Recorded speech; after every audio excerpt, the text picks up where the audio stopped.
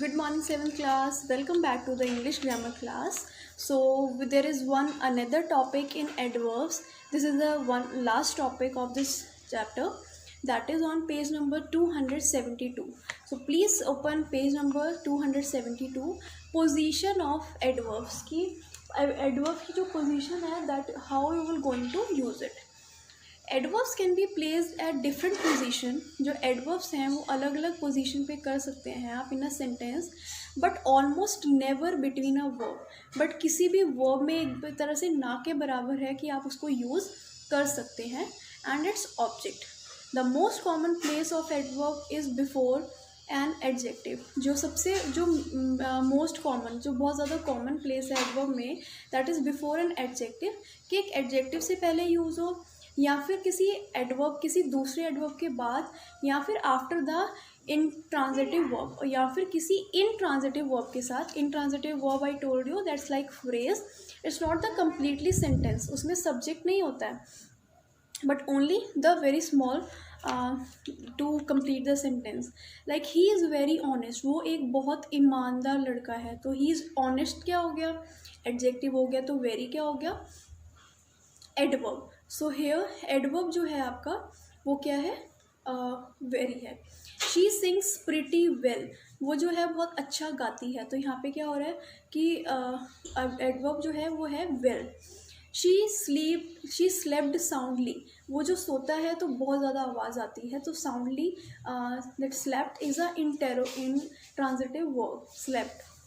The adverb enough is always placed after the word it modifies. तो adverb enough हम use करते हैं ENOUGH.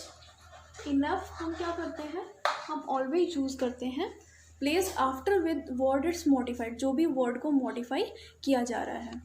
They were kind enough to offer us food. वो ये offer करते हैं like they were very kind. वो बहुत kind है.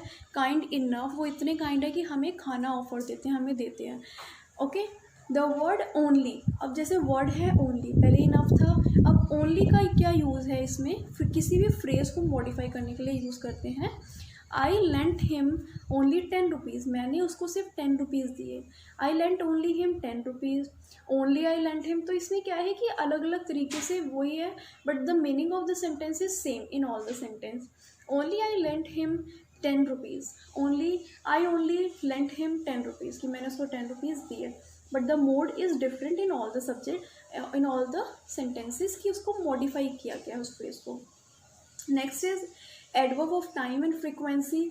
लाइक हमेशा हम यूज़ करते हैं always, often, seldom, ever, never, something, fluently, frequently, scarcely. ये सब जो यूज़ करते हैं आप जो मेन वर्ब के साथ. प्रिंसिपल वर्ब का मतलब होता है जो भी आप main verb you are using उससे पहले, जैसे कि is am are you are using, has use कर रहे हो, हैव यूज़ कर रहे हो. एंड ऑक्सिलरी जैसे कि विल, शेल. ऑक्सिलरी में आप क्या यूज़ करोगे? With the adverb of time और फ्रिक्वेंसी की जब बात हो रही है, you will going to use will. आप यूज़ करोगे will, shell,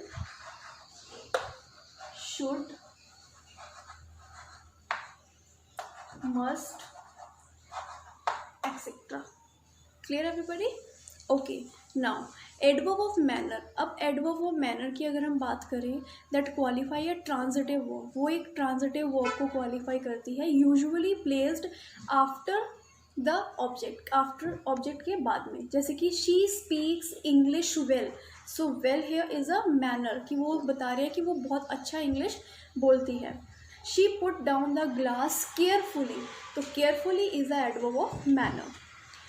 adverb of place की अगर हम बात करें तो usually come after the verb. ये एक वर्ब के बाद में आती है, एक ऑब्जेक्ट के बाद में आती है, और at the end of sentence, या फिर किसी भी सेंटेंस के एंड में आती है.